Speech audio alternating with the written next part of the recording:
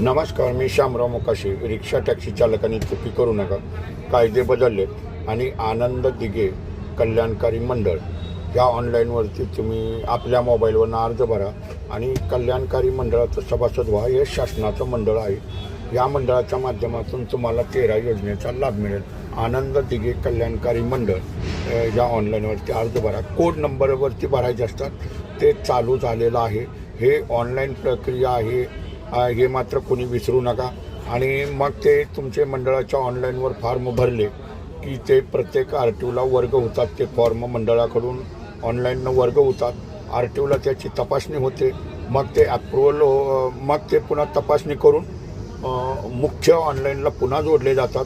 आणि मग त्याला मंजुरी मिळाली, अंतिम मंजुरी मिळाली की मग तुमच्या मोबाईलमध्ये QR कोड येतो आणि मग तुम्ही 500 आणखीन 300 अशी 800 रुपये वर्गणी ही भरायची असते. फाउंडर वर्गणी ही 500 रुपये आहे, 300 रुपये वर्गणी आहे.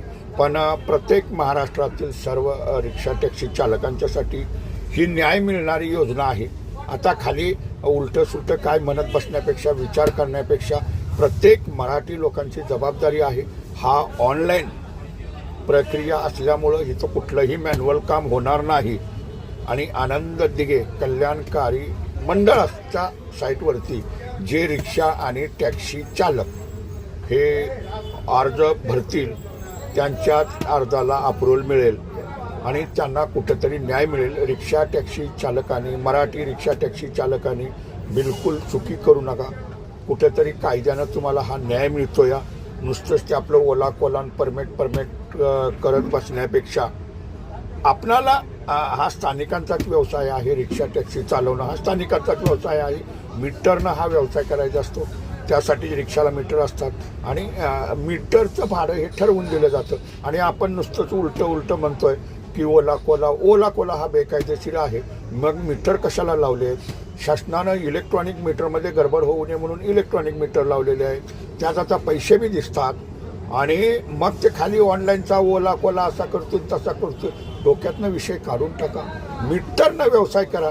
बेकायदेशीर लोकांना साथ देऊ नका. तुम्हाला निश्चित आनंद दिघे कल्याणकारी मंडळातून न्याय मिळेल. तुमची जबाबदारी आहे. महाराष्ट्रातील सर्व रिक्षा टॅक्सी चालकांनी आनंद दिघे कल्याणकारी मंडळ ह्या ऑनलाईनवरती तात्काळ अर्ज भरा. हा व्हिडिओ एकमेकाला शेअर करा. कायदा लोकांना कळायला पाहिजे, तरच तुम्हाला न्याय मिळेल. धन्यवाद. हा व्हिडिओ शेअर करा.